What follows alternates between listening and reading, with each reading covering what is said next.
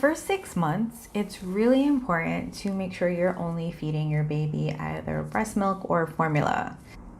And this is considered the best practice according to the World Health Organization, the WHO, for optimal growth of a newborn. From 0 to 6, just keep it just straight breast milk or straight formula or a combination of both.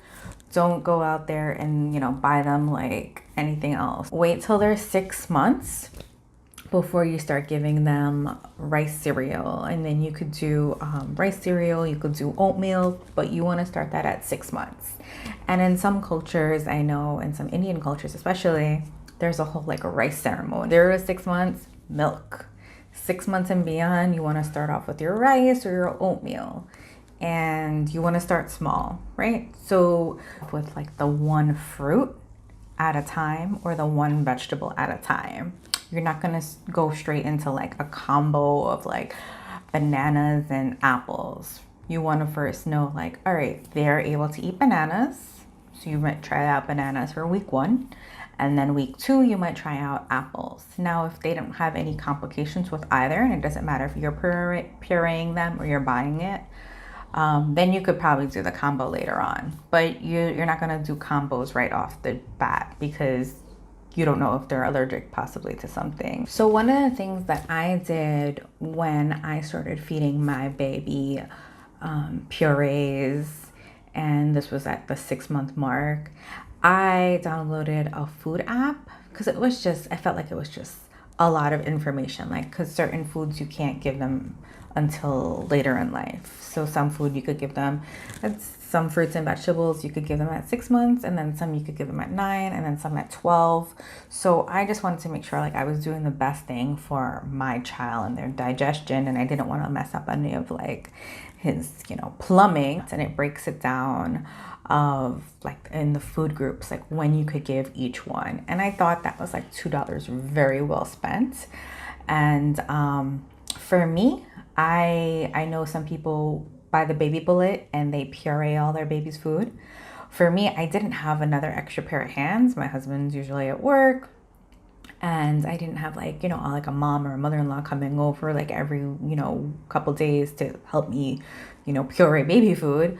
So I bought everything, but when I bought all the puree packages, I made sure everything was organic. And the reason why you want to buy organic is because of pesticides. And so when you're buying the non-organic baby food, there's an additional ingredient, and it's pesticide. He did eat baby food.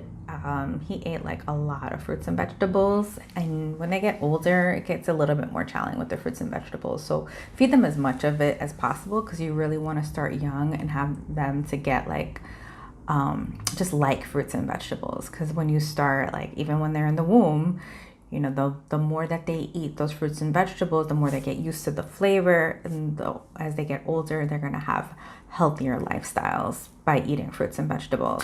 At year 1, you could now give your baby cow milk. I gave him like 100% cow milk, maybe like a week or 2 after his birthday. He drank it. He was okay with it, but it's never like a thing that he's like requesting or asking for.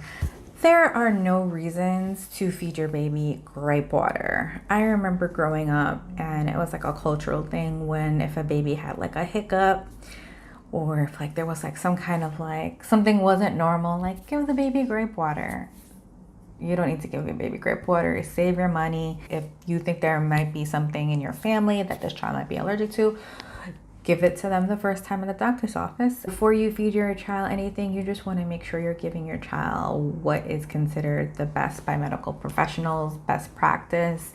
You want to make sure that you're feeding your child what they are able to digest and what is the best for their body and their little tummies.